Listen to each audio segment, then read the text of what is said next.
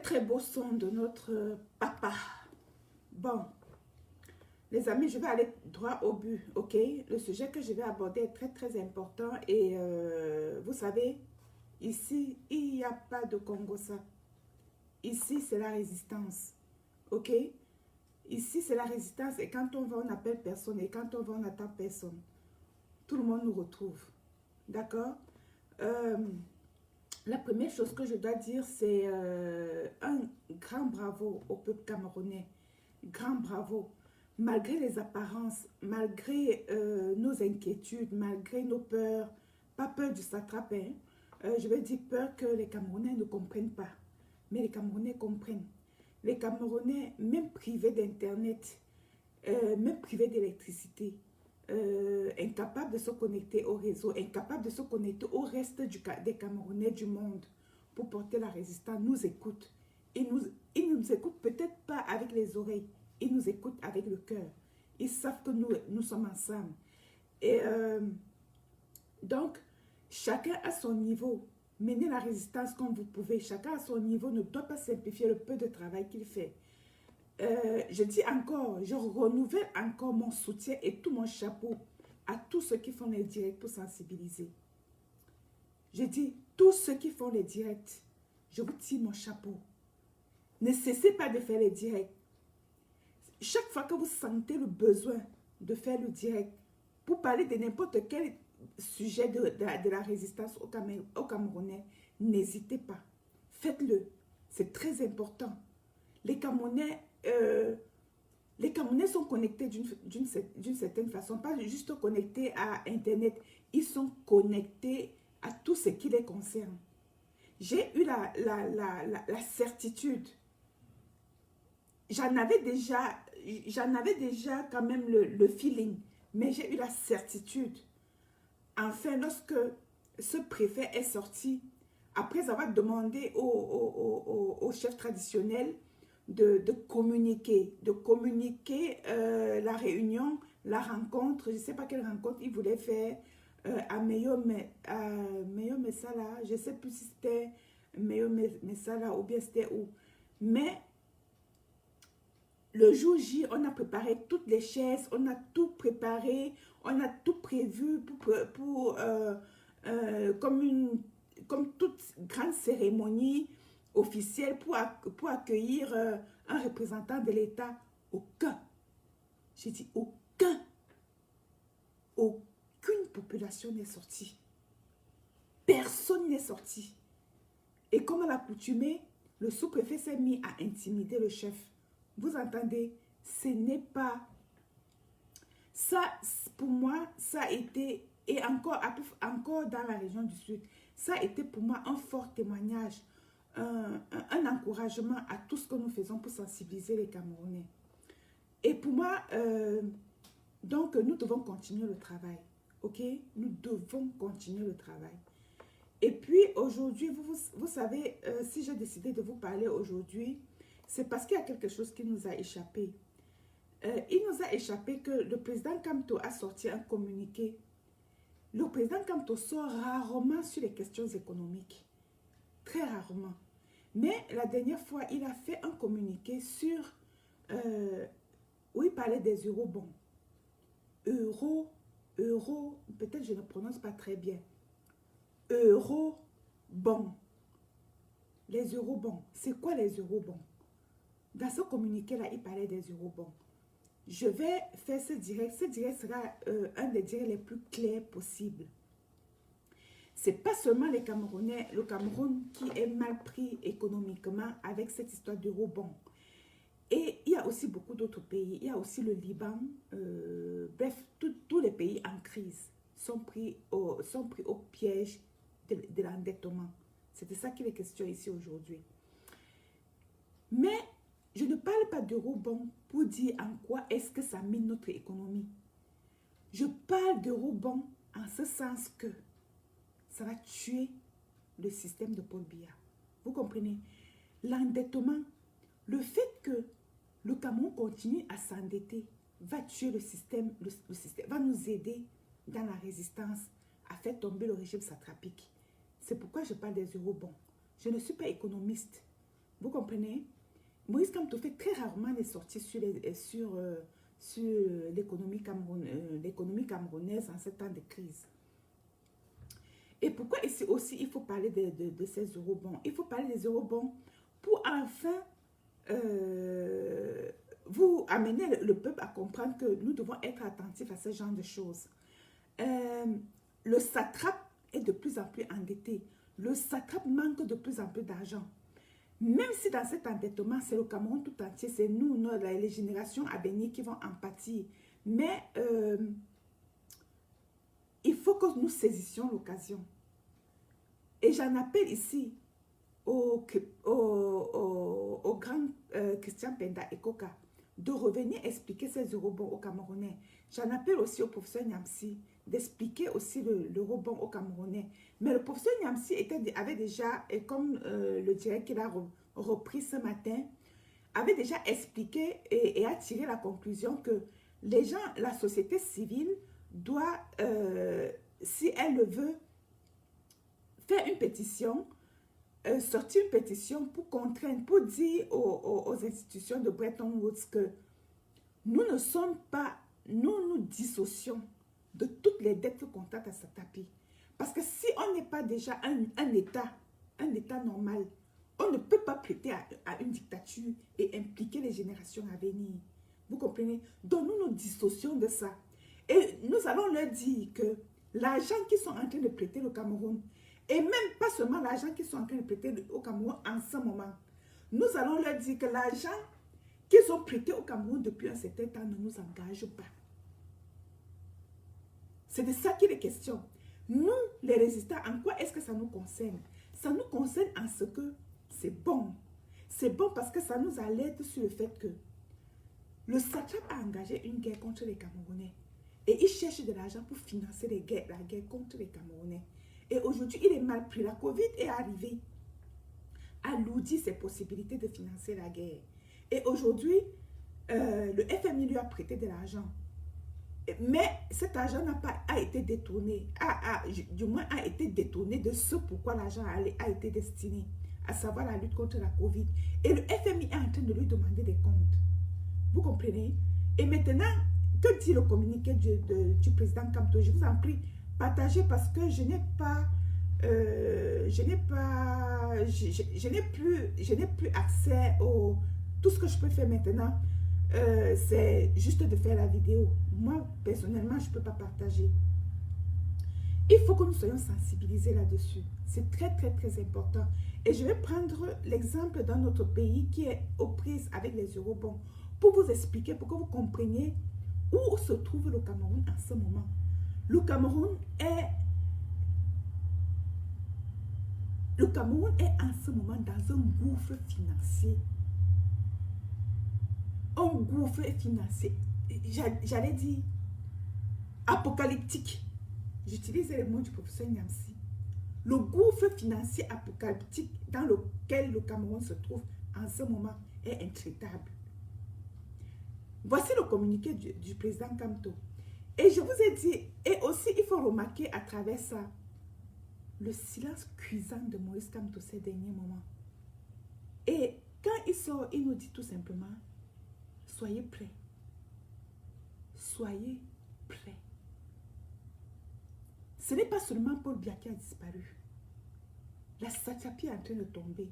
Il faut que ça attire notre attention. Vous comprenez? Ils sont en train de s'accrocher même sur un serpent pour continuer de nous gouverner. Mais ça ne sera pas pour très longtemps. Lisons le communiqué du président Kamto, que je dis qui nous a échappé. Le Cameroun vient de lancer en 2021. Malheureusement, je n'ai pas une voix de Valzero. Hein. Et puis, quand je suis très, très excitée pour parler d'un sujet, ma voix disparaît. Ma voix disparaît. Mais je vous en prie, faites un effort de m'écouter, ok? Bon. Le Cameroun vient de lancer en 2021 un appel de fonds de 450 milliards de francs CFA. Je n'ai pas encore converti ça en dollars américains. Le Cameroun vient donc de lancer un appel en 2021 de 450 milliards de francs CFA sur le marché des eurobonds. Je suis donc venue aujourd'hui vous expliquer c'est quoi les eurobonds. Ça, c'est le mot-clé que vous devez retenir. 450 milliards en vue. Donc, il va emprunter les 450 milliards sur les marchés des eurobonds. Donc, quand le FMI lui bat la route, il trouve une autre porte de sortie pour aller chercher l'argent. C'est que les temps sont très durs à s'attraper. Écoutez, hein, et ce n'est pas en allant aux eurobonds qu'il aura en allant aux eurobonds, il croit pour peut-être être tranquille. Non, il se jette dans un trou à volcan. Et allons-y d'abord. Je reviens pour expliquer c'est quoi les eurobonds. Un appel de fonds de 450 milliards sur le marché des eurobonds en vue de financer l'emprunt de 375 milliards. Écoutez très bien. Il va aux eurobonds chercher 450 milliards pour financer un emprunt de 375 milliards. Ça veut dire qu'il va sur un marché, ça veut dire qu'il veut qu'on lui donne l'argent pour aller payer une autre dette, s'endetter pour payer la dette. Vous comprenez? Écoutons. Donc, en vue de refinancer un emprunt de 375 milliards de francs CFA obtenu sur le même marché en 2015.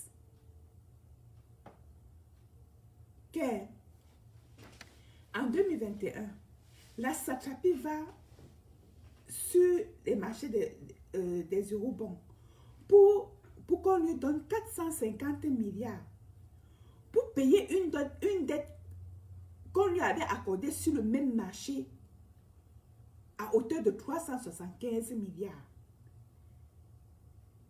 Et Paul Biya est sûr qu'on va lui donner cet argent.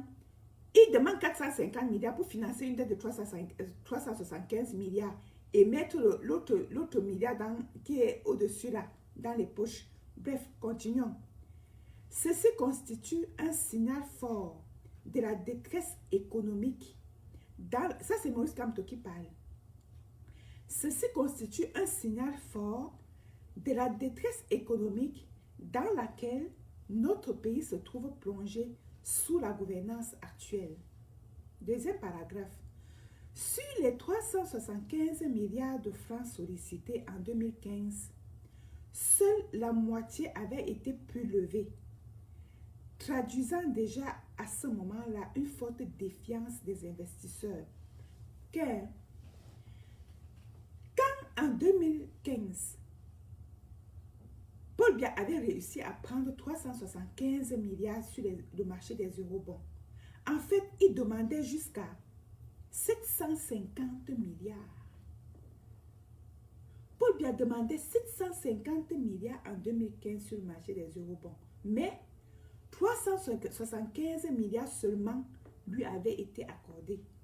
Et Maurice Kamto poursuit donc pour dire que comme il n'avait obtenu que 375 milliards sur les 750 qu'il demandait, cela traduit donc une forte défiance des investisseurs du fait du risque de défaut ou du risque pays.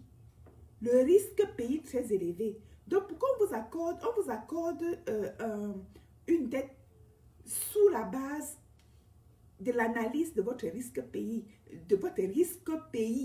c'est-à-dire la capacité de votre pays à pouvoir rembourser ou non l'argent. Quels sont les risques? Quelle est la garantie que vous allez rembourser? Quels sont les risques, les facteurs de risque qui vont faire en sorte que nous, on vous accorde la dette ou non? Donc, le président Kamto dit donc que cela traduit une forte défiance des investisseurs du fait du risque de défaut ou du risque pays très élevé pour notre pays, notamment en raison du fort niveau d'endettement. Donc, le risque pays est basé sur le niveau d'endettement d'un pays. Mettons-nous un peu à l'école, les amis. Vous comprenez, non? Ici, ce n'est pas le Congo, ça. Ici, on apprend, ok? Donc, le risque pays est basé sur est analysé en fonction de votre niveau d'endettement. Si vous êtes trop endetté, on ne vous donne pas beaucoup d'argent ou qu'on ne vous donne même pas. Allons-y, continuons. Et le risque payé donc est très élevé dans notre pays, notamment en raison du fort niveau d'endettement, de l'insécurité sans cesse grandissante, d'une gouvernance erratique et ses perspectives économiques peu rassurantes. C'est clair, non? Ok. Tout en manifestant la matérialisation de ces éléments risques, l'appel de fonds de 2021 souligne le fait que les fonds levés en 2015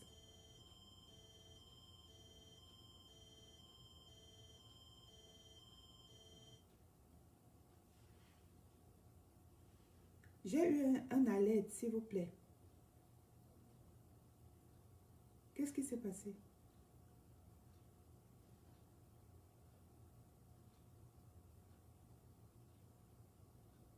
C'est comme ça au Québec qu'on nous envoie souvent les...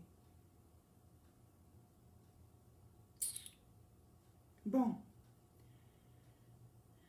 Tout en manifestant la matérialisation de ces différents risques, l'appel de fonds de 2021 souligne le fait que les fonds levés en 2015 n'ont pas été injectés dans des activités rentables, susceptibles de générer des ressources nécessaires et suffisantes pour leur remboursement.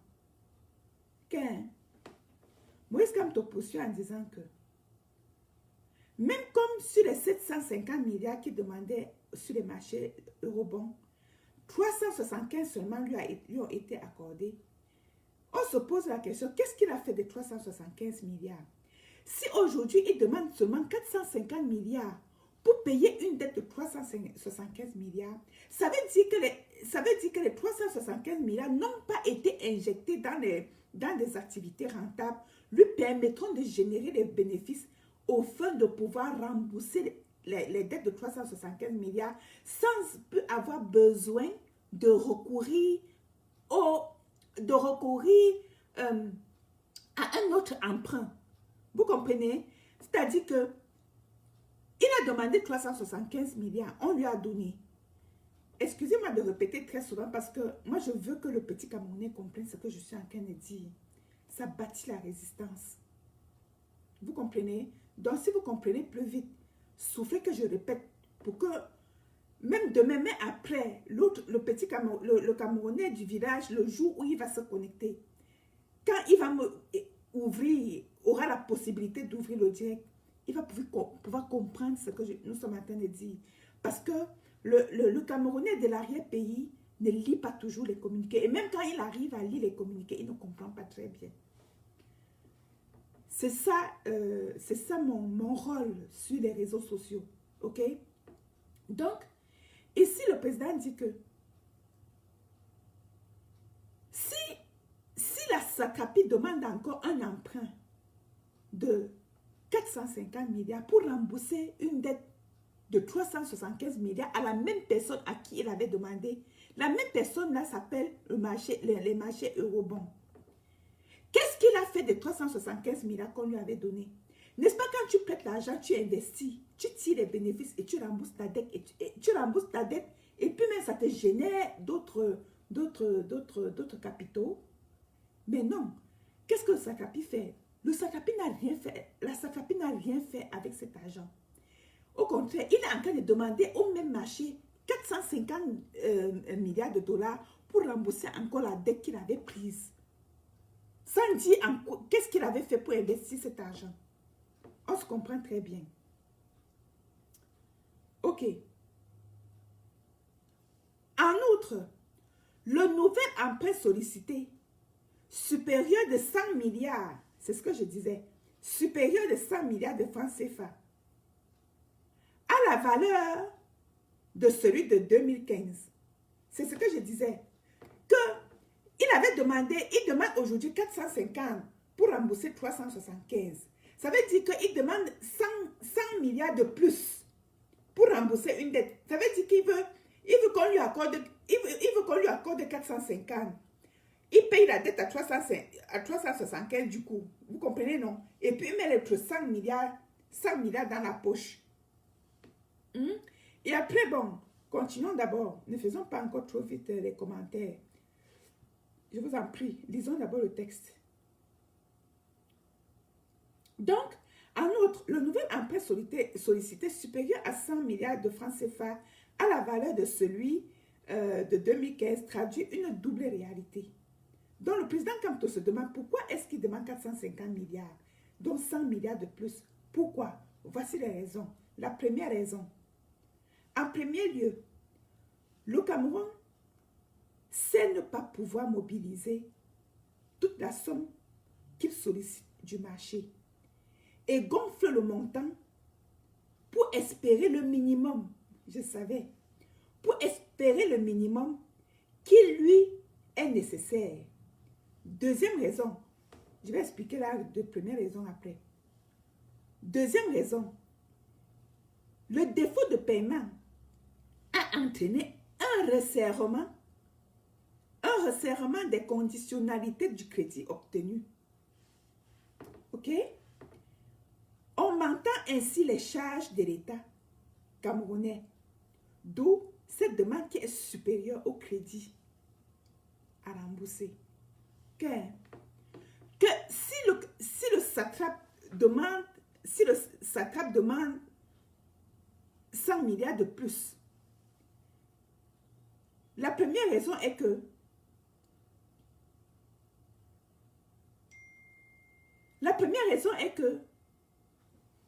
comme il demande 450 millions, il est en train de supplier les gens en fait pour dire que ok, si vous ne pouvez pas me donner au moins les 450 000 dollars, les 450 dollars là, 1 milliard là, pardon, donnez-moi seulement 200.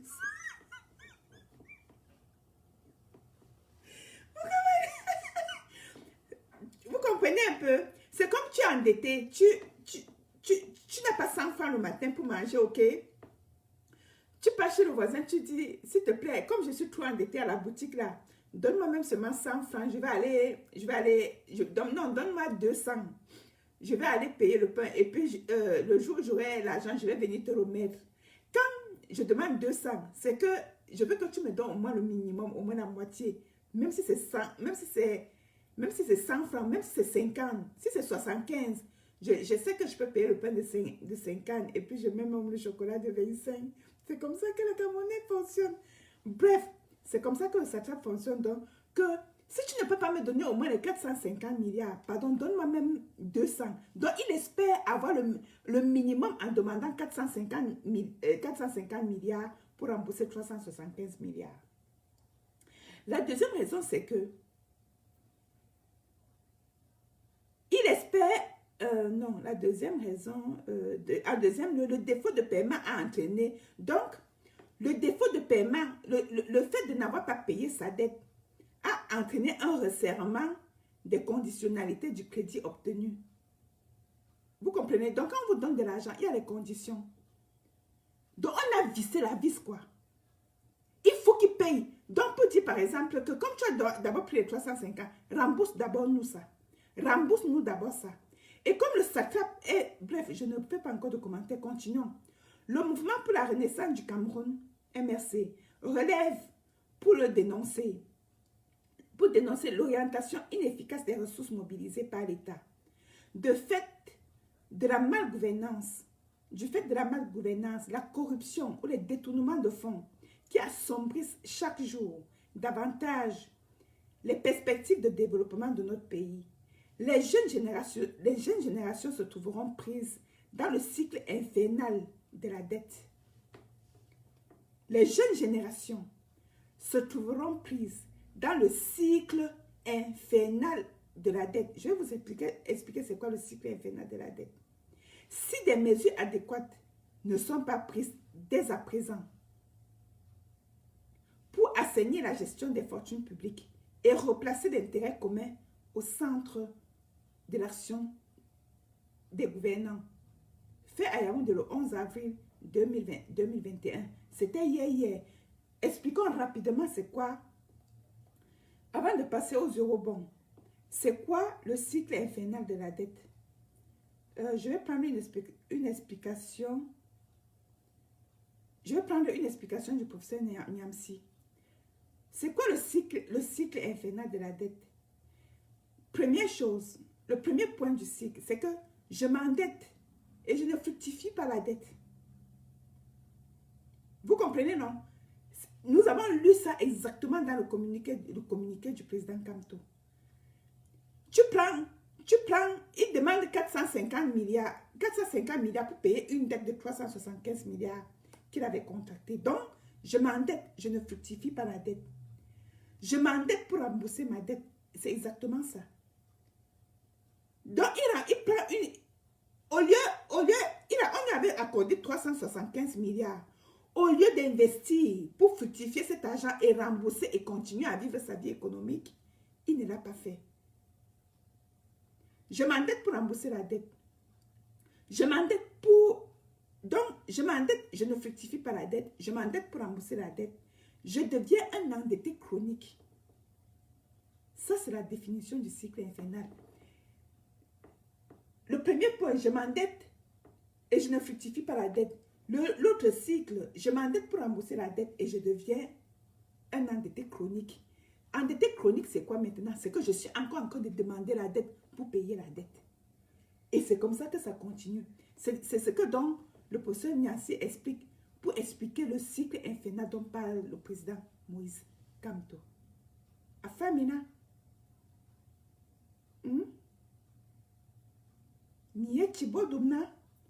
Est-ce que vous avez compris jusqu'à présent? Maintenant, passons cette étape. Je vais aller vous expliquer c'est quoi un eurobond. C'est quoi l'eurobond? L'eurobond sur lequel Paul Biya va, le marché sur lequel, qu'on appelle eurobond, sur lequel le satrape va prêter l'argent, c'est quoi exactement? N'oubliez pas qu'avec la Chine, nous sommes lourdement endettés. Nous avons plusieurs pôles d'endettement. Il y a plusieurs pôles d'endettement au Cameroun. Les gens pensent que c'est seulement le FMI. Non, ce n'est pas seulement le FMI. Il y a le FMI. Il y a qui sont les institutions de Bretton Woods, la Banque mondiale, le FMI, ainsi de suite. Les banques de développement, les banques européennes de ceci. Nous sommes endettés dans toutes ces pôles. Donc, il y a les institutions de Bretton Woods. Il y a le marché des eurobonds. Je ne sais pas encore dans quel secteur appartient ce marché. Mais pour l'instant, mettons-le à part. OK? Il y a ce marché. Il y a dans les rapports bilatéraux, comme la Chine, nous sommes lourdement endettés envers la Chine. Nous allons pisser pour rembourser ces dettes-là. Je n'entre pas encore dans les commentaires parce que il faut qu'on explique rapidement c'est quoi un eurobond. Dans les pays où les citoyens sont... Je vais prendre l'exemple d'un pays pour vous expliquer c'est quoi un eurobond. Et je vais l'appeler pays X. Parce que je ne fais pas le direct pour parler d'un autre pays. OK? Il ne faut pas qu'on vienne me lancer les mandats d'arrêt contre moi parce que j'ai parlé d'un pays avec ses problèmes. Je prends un exemple d'un pays pour vous expliquer c'est quoi un eurobond. Et dans ce pays, quand je vais arriver à la place où ce pays est cité, je vais dire pays X. OK? Dans ces pays-là, les concitoyens sont très attentifs à ce que fait leur État. Et donc, quand vous prenez le taxi, vous allez dans les bars. Chez nous, les bars servent à quoi? Les bars servent à noyer les problèmes. Ailleurs, les restaurants, les bars servent à débattre des problèmes. Les gens vont dans les restaurants et les bars. Chez nous, ça sert à coller les fesses des femmes, manquer de respect aux femmes. Ailleurs, ça sert à s'asseoir ensemble autour d'un petit café, autour d'un petit verre. Pas trop, un tout petit, pour débattre des vrais problèmes. Alors, dans ces pays-là, que ce soit dans les taxis, dans ces bars-là ou dans ces cafés-là, ça se questionne. Ça se questionne sur c'est quoi les eurobonds. Pourquoi notre État se penche sur les eurobonds pour prendre les dettes que nous et nos enfants nous allons payer. Expliquons. Les eurobonds sont des titres qui permettent au gouvernement de s'endetter sur les marchés internationaux en dollars. Ça, il faut préciser. OK? Les eurobonds. C'est pour ça que Maurice Kamto, dans le communiqué de Maurice Kamto, du président Kamto, nous pouvons lire que la satrapie demande un emprunt de 450 milliards de dollars. Là-bas, les chiffres, c'est en dollars. Et je vais vous dire comment et pourquoi. OK? Les eurobonds, ça s'appelle aussi des euro-obligations. Ce n'est pas parce que le mot est euro que ça vient forcément de l'Europe. Non. Écoutons très bien. OK? Ça s'appelle les eurobonds, sont aussi des euro-obligations. Ce sont donc des titres qui permettent au gouvernement de s'endetter sur les marchés internationaux en dollars. Et nous savons que les dollars sont les plus fortes, une des plus fortes monnaies sur le marché financier. Depuis 1994, les ministères des Finances émettent chaque année de nouveaux eurobonds, et ce parfois plusieurs fois par an. Bon, bref, ça, ce n'était pas important. Comment fonctionne concrètement ce marché des eurobonds? Supposons que le gouvernement ait besoin de 2 milliards de dollars. Ce montant sera divisé sur plusieurs titres pour constituer une série d'eurobonds achetés par différents acteurs qui acceptent donc de prêter à l'État. Généralement, la valeur nominale d'un eurobond est de 1000 dollars. Donc, un eurobond égale 1000 dollars. Tu comprends, non? Donc, ce n'est pas le marché des enfants. Chaque série d'eurobonds dispose de conditions similaires précises liant l'emprunteur, qui est un État, à ses créanciers, les détenteurs d'eurobonds. Donc, il y a sur ce marché-là ces gens qui détiennent les titres. Ces titres sont des eurobonds. Ils vendent ça. Ils vous prêtent ça. Et un titre, pas un titre, parce qu'un titre peut coûter plusieurs milliards de dollars. Mais je dis, il faut savoir qu'un eurobond est l'équivalent au moins de 1000 dollars. L'une des principales conditions est la maturité, également appelée l'échéance d'une série. Ça, je ne peux pas expliquer. Il y a les thèmes techniques, les amis. J'ai dit que je ne suis pas économiste et je ne peux pas tout comprendre. Vous comprenez, non? Voilà pourquoi j'appelle les économistes, les Penda et Coca, ceux qui sont capables de mieux comprendre, de faire tout un truc là-dessus pour vous expliquer et pour mesurer, juste pour vous faire mesurer le danger que court le Cameroun avec ces dettes tous azimuts. Mais j'ai voulu m'arrêter aujourd'hui pour divulguer dans l'esprit des Camerounais ce nouveau concept des eurobonds, qui date depuis 2015 par exemple, mais que nous ne savons, nous n'étions pas habitués à ce concept. Tout ce que nous avons dans notre tête, c'est le FMI et la France et tout ça. OK? Aujourd'hui, c'est les eurobonds.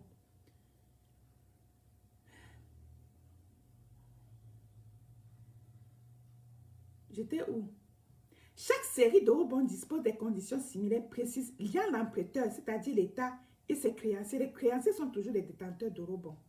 L'une des principales conditions est la maturité, c'est-à-dire également appelée l'échéance d'une série. Il s'agit de la durée séparant la date à laquelle des eurobonds sont émis à celle à laquelle la valeur nominale de ces eurobonds est remboursée par l'État et les détenteurs. L'on parle alors de remboursement du principal.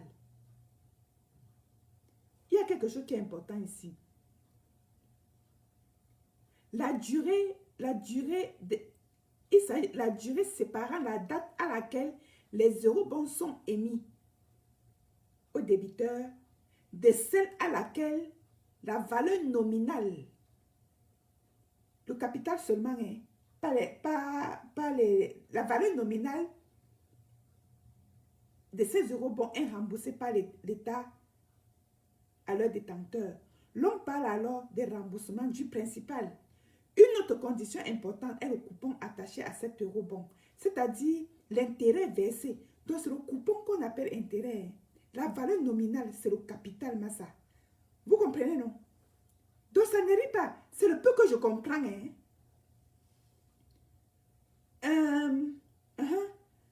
Une autre condition importante est le coupon attaché à cet eurobond, c'est-à-dire l'intérêt versé 1 à 2 fois par an. Donc, quand Paul Biya prête 375 milliards, la condition c'est que même s'il ne rembourse pas, la valeur nominale, vous comprenez, non? Il doit rembourser les coupons au moins 2 fois par an sur la base de la valeur nominale. Donc, 2 fois, quand on dit sur la base de la valeur nominale, d'après moi, c'est que c'est au prorata de la valeur nominale, hein, tout au long de la durée de ce prêt. Donc, quand tu prends un titre, si tu ne rembourses pas le capital, tu dois rembourser au moins 2 fois par an le coupon qui est défini en fonction du montant du principal. Donc, depuis 2015, 2 fois par an, Paul Biya rembourse un certain montant sur les marchés des eurobonds. OK? Et ça, sans avoir remboursé la valeur nominale. Maintenant, il est en train de demander 450 milliards sur le même marché pour rembourser la valeur nominale d'un eurobond dont il est en train de rembourser tous les 2 fois par an les coupons.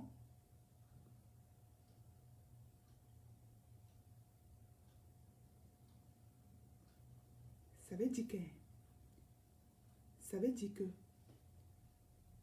comme il voit l'échéance arriver là, il est en train de voir l'échéance tomber. Écoutez, je reprends bien cette partie. On dit que l'une des principales conditions donc une des conditions pour laquelle tu dois aller sur le marché de rebond, te prévaloir d'une certaine dette et être sûr qu'on va te la donner, est ta maturité. C'est la maturité, c'est-à-dire appelée également échéance. C'est-à-dire, es-tu capable de rembourser? Et la maturité, là, c'est quoi?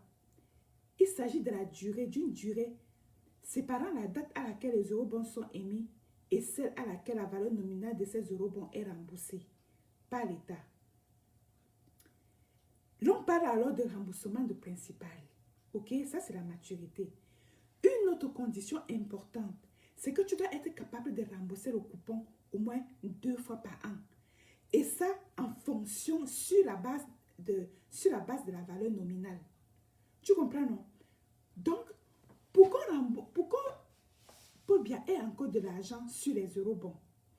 Il faut quoi? Il faut qu'il soit capable de rembourser la valeur nominale. Et que pendant la durée de la dette, qui eût été capable de rembourser au moins 2 fois par an un certain montant sur la base de la valeur nominale, un certain montant à ce marché-là. Or, aujourd'hui, pour continuer à garantir sa maturité, il demande, voyant sa mort venir, sentant sa mort venir, il retourne maintenant sur le marché des eurobonds. Demander qu'on lui prête encore de l'argent pour qu'il puisse rembourser la valeur nominale. Ça veut dire que quoi? Il se base sur la deuxième condition. Certainement pour dire que bon, comme j'ai été capable de rembourser les coupons attachés à mes eurobonds, c'est sûr qu'il a été capable de rembourser les coupons attachés à ces eurobonds. C'est sûr, sinon il ne retournerait pas sur le marché. Donc, rembourser les coupons attachés à ces eurobonds veut dire quoi? Ça veut dire que il remboursait les intérêts attachés à la valeur nominale. Vous comprenez les enfants? Pas les enfants, bon, je sais qu'il y a des... C'est juste sucré. Vous comprenez un peu? Continuons. Mais la question, c'est que je ne viens pas nous embrouiller, nous tous, parce que moi-même, je ne suis pas économiste. Mais la question, c'est que pourquoi est-ce que nous parlons de ça? Pour qu'en tant que résistants, nous sachions comment faire. Continuons seulement. Écoutez un peu. Pour moi, bon, allons-y. Voici un exemple. En 2017, l'État a émis trois... Je vous disais dit que je parlais d'un pays. Je refuse de citer ce pays parce que je ne peux pas parler des problèmes d'un pays ici. Mais nous avons le même problème, ok? Voici un exemple. En 2017, l'État a émis 3 séries d'eurobonds. Une de 10 ans à 6,85%, une autre de 15 ans à 7% et une troisième de 20 ans à 7,75%. Plus la durée du prêt est longue, plus le taux d'intérêt est élevé. Là, c'est clair. Ça, c'est ce qui nous intéresse de comprendre, ok? Plus la durée du prêt est longue, plus le taux d'intérêt est élevé. Car il est considéré plus risqué pour un investisseur de prêter à l'État sur de longues périodes. C'est clair et net, non? Car il est considéré plus risqué pour un investisseur de prêter à un État qui va durer pour rembourser.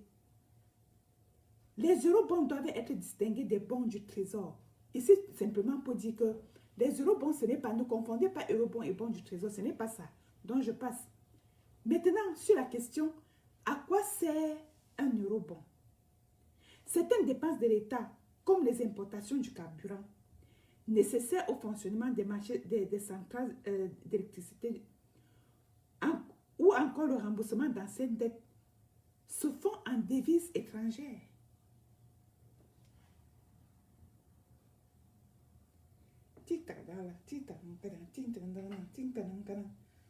Vous comprenez un peu? Vous avez compris comme moi. On a train de comprendre ensemble, mon peuple. Ok? Ok? Certaines dépenses de l'État, comme les importations de carburant, nécessaires au fonctionnement des centrales d'électricité. Vous comprenez pourquoi nos électricités ne fonctionnent plus? Paul Biya n'a pas l'argent pour financer nos centrales d'électricité. Parce que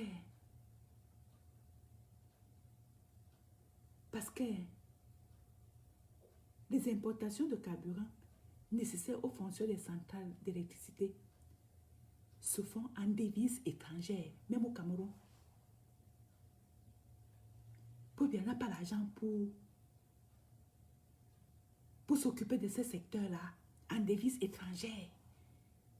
C'est pour ça que vous n'avez pas Eneo. Vous n'avez pas d'électricité parce qu'il n'y a pas l'argent pour faire fonctionner nos centrales d'électricité. Ici, la question est se poser de savoir à quoi sert un eurobond. C'était ça la réponse. Que certaines dépenses de l'État, comme les importations du carburant nécessaires au fonctionnement des centrales d'électricité, ou encore le remboursement d'anciennes dettes se font en devises étrangères. OK?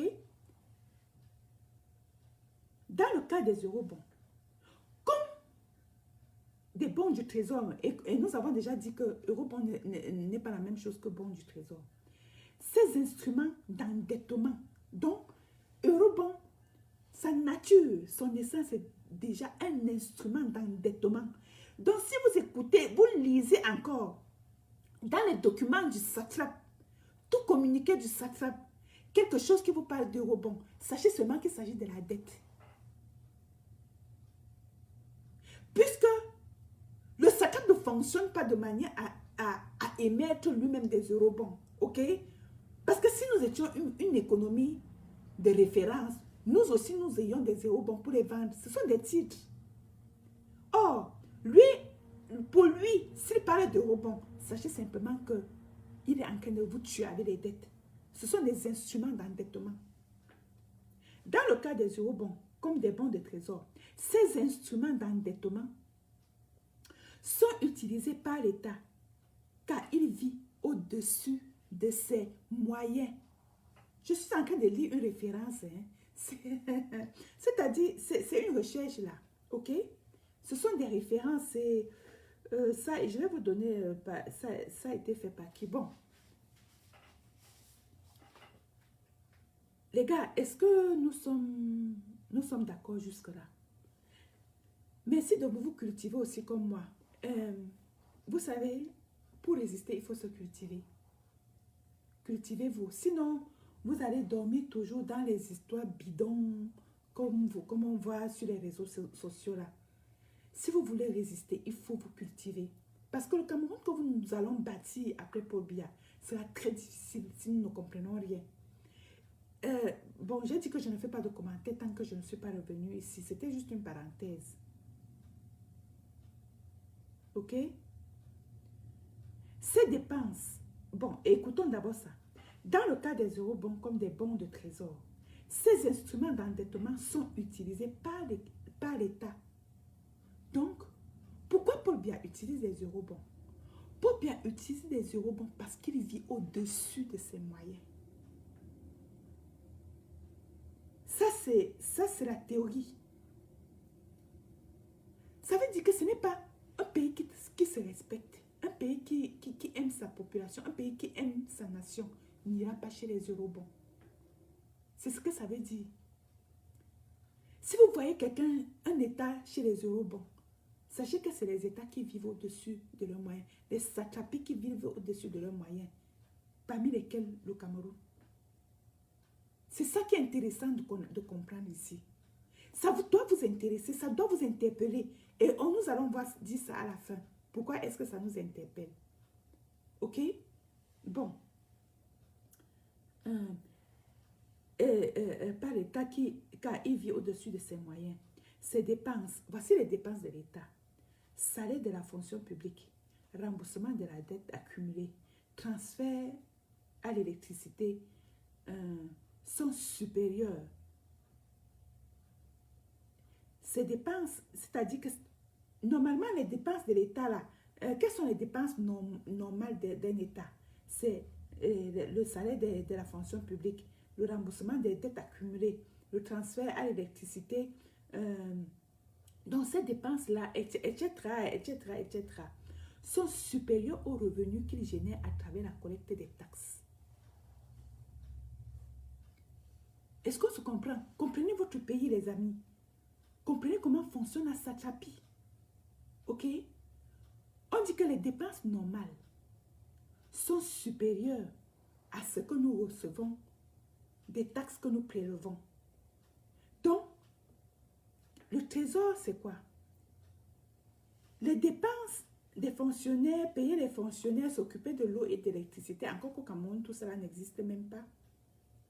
On paye même les fonctionnaires à combien? Jusqu'on dit même que les dépenses sont supérieures à ça. On paye les fonctionnaires à combien? Bon, j'ai dit que je ne faisais pas de commentaires. Donc, les dépenses normales de l'État dépassent le revenu intérieur prélevé sur les impôts. Ça veut dire que les trésors publics camerounais ne sont plus capables de payer les fonctionnaires. Parce que,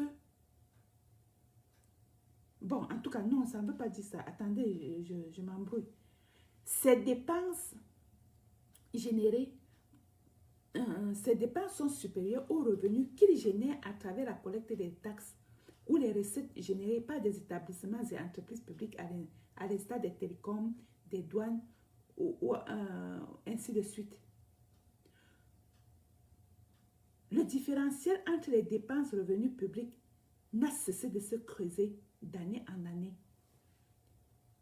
Ce qui a conduit à l'État de s'endetter de plus en plus.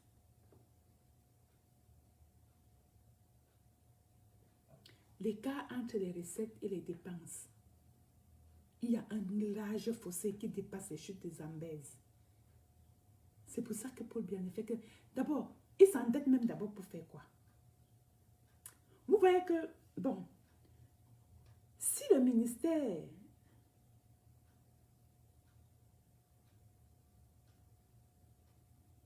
Bon, je vais sauter certains trucs. Ça nous concerne pas.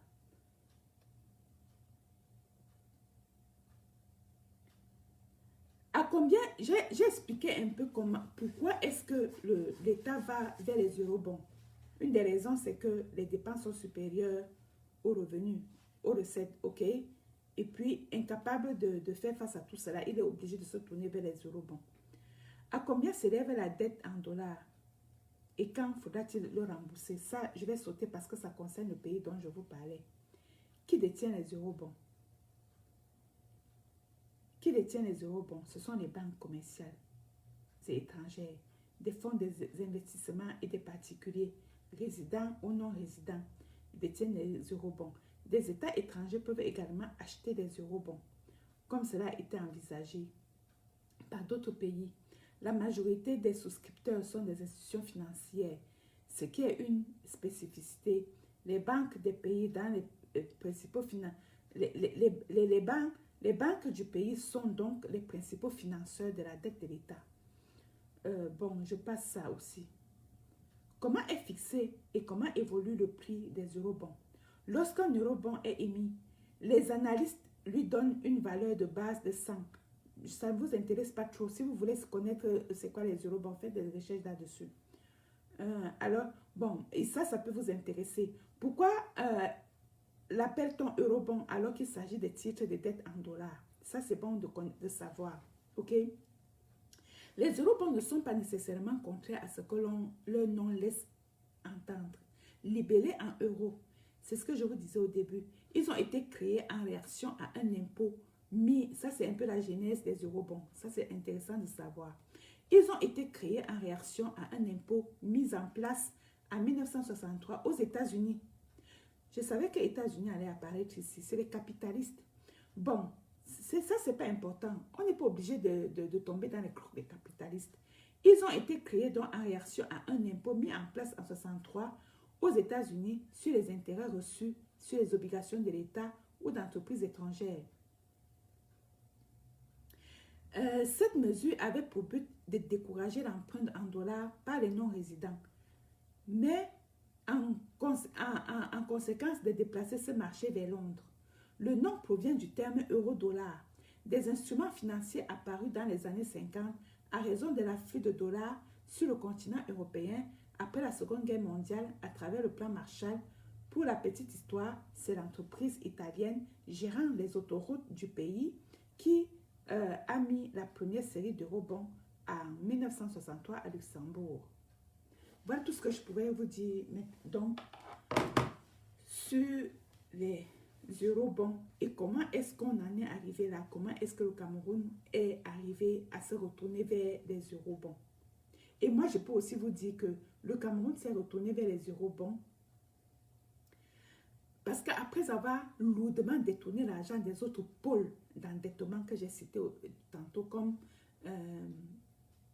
les autres pôles d'endettement les plus courants, les plus, comment dirais-je, les plus traditionnels, comme les institutions de Bretton Woods, ou bien les banques tout simplement, ou bien, même si c'est les banques peuvent détenir des titres d'eurobonds. Tout dépend, mais pour moi, ça reste un pôle à part d'endettement. L'État a donc lourdement endetté dans les autres pôles d'endettement, s'est retourné vers les eurobonds pour avoir un surplus d'endettement. Ce que nous devons faire,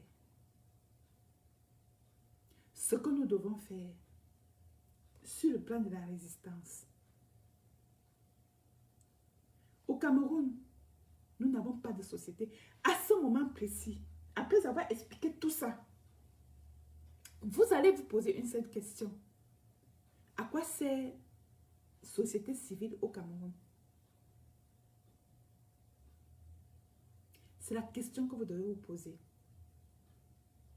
Et il ne m'appartient pas de vous répondre. Parce que si je réponds, vous allez dire que bon, si je réponds, ça veut dire que je donne mon point de vue. Ce direct n'est pas comme tous les jours où je tire directement sur les gens. Du moment où j'ai expliqué quelque chose de très très important, je ne veux pas mélanger encore pour tirer sur les gens. Mais ça amène à nous poser la question de savoir à quoi servent les sociétés civiles, les organisations de sociétés civiles au Cameroun? Vous devez répondre à cette question. Parce que ce ne sont pas les partis politiques qui contrecarrent ce genre de choses. C'est le peuple à travers les organisations de société civile. Quelle organisation de la société civile est au courant de ce truc au Cameroun? Et comment est-ce qu'ils agissent? Ça, c'est à vous de répondre. Maintenant, nous, de la diaspora, je veux que toutes les personnes de la diaspora s'imprègnent de cette réalité et que nous nous organisions pour agir. Il faut agir. Les Achille Mbembe, j'en appelle aussi aux intellectuels. Que peut faire le professeur Franken Nyamsewa Cameroun? C'est seulement de revenir là-dessus et de tirer une flèche dessus dans le but d'attirer les gens qui peuvent faire quelque chose, qui peuvent réagir. J'en appelle aux initiatives du professeur Achille Mbembe également.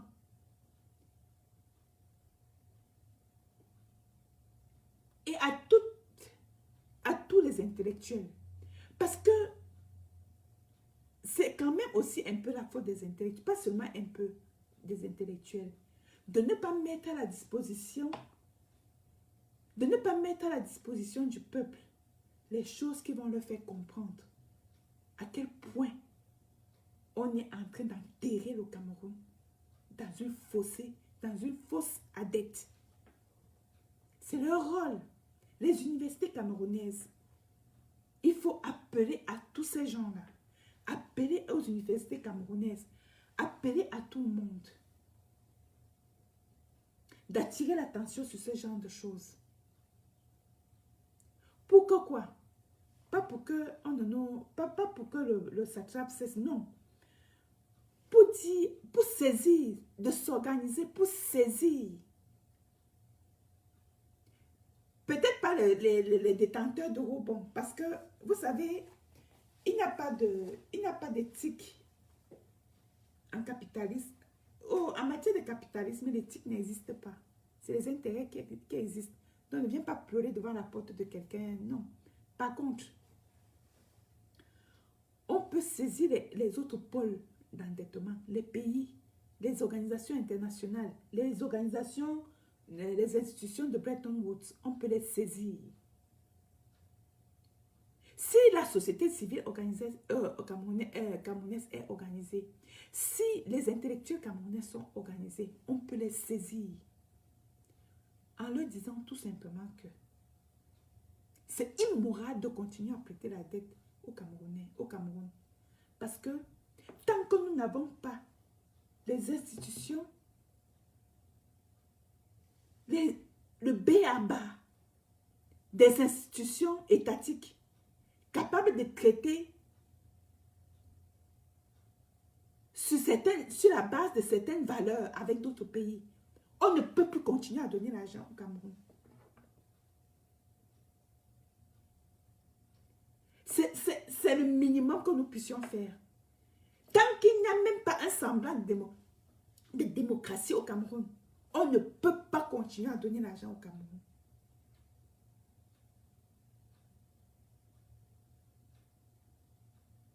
Et nous autres, et nous les petits, qu'est-ce que nous, on pouvait faire? Nous, c'était la Covid. On irait simplement manifester tous les jours devant ces institutions-là. C'est le peu que nous puissions faire. J'ai vu le père Lado. C'est nous, quand je dis nous les petits, c'est les pères Lado. Écrit par exemple, pas d'audit, pas de plaie. Et j'ai vu certains Camerounais aller manifester à Paris devant certaines banques. C'est ce que nous les petits, nous pouvons faire. C'est criminel aujourd'hui de prêter de l'argent. C'est criminel, c'est-à-dire que ça relève du droit pénal international que de continuer à prêter l'argent à cette satrapie.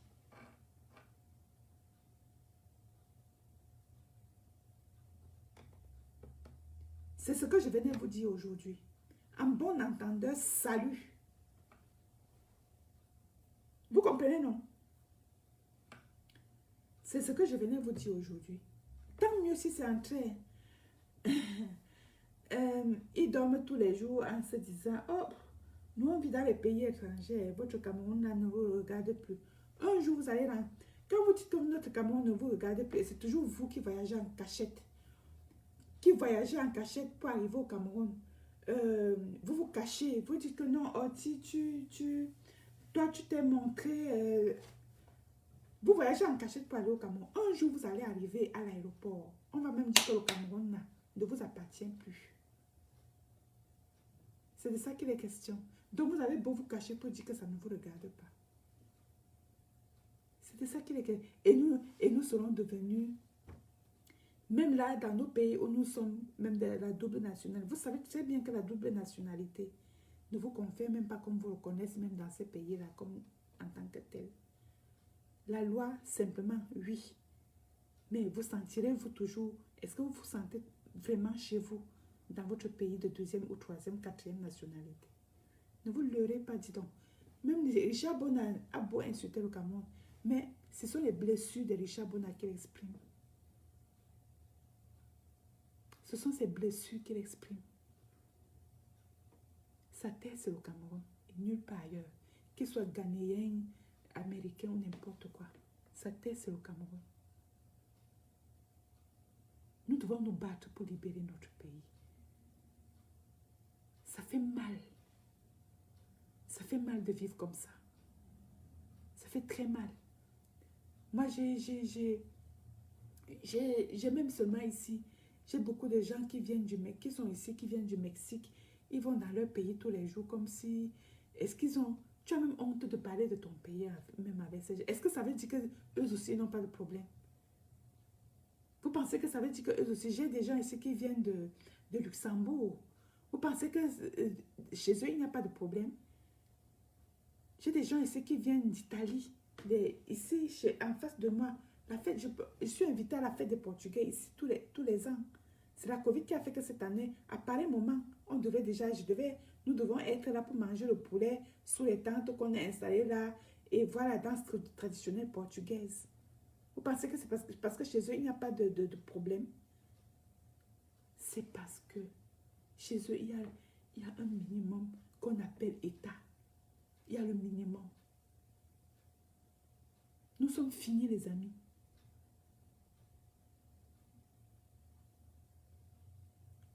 Je ne suis pas pessimiste si nous faisons quelque chose. C'est ce que le président Kamto a dit à la fin de son communiqué. Si rien n'est fait, vous êtes là tous les jours. Vous êtes nombreux. Regardez, nous sommes combien? Nous sommes 14 seulement à regarder ce direct au moment où je vous parle. Ça ne veut pas dire que les gens ne sont pas intéressés, mais on dirait que, je ne sais pas, on dirait que vous ne vous cultivez pas. Vous ne vous cultivez pas. Et si demain vous prenez ce Cameroun, on va encore vous tromper. On va encore vous tromper et on va prendre encore le Cameroun 1000 fois que ce qui est pris aujourd'hui. Tout simplement parce que vous ne vous cultivez pas. Vous ne vous cultivez pas, les amis. Cultivez-vous, la résistance, c'est aussi ça.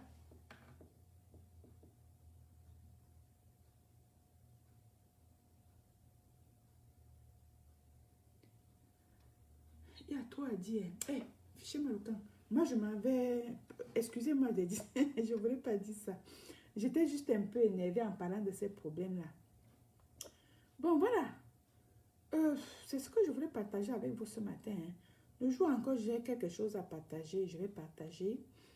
Et puis, voilà.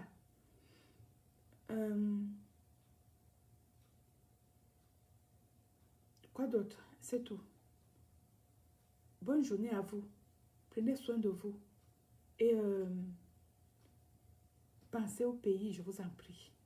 Pensez au pays. Nous ne demandons pas à être riches. Je ne suis pas riche. Pas du tout.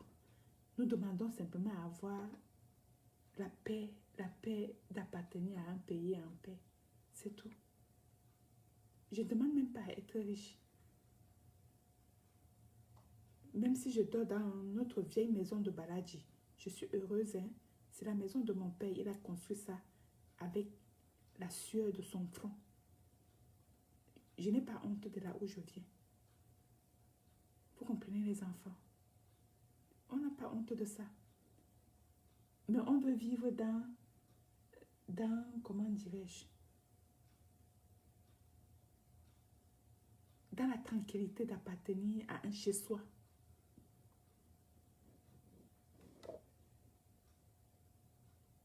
Allez,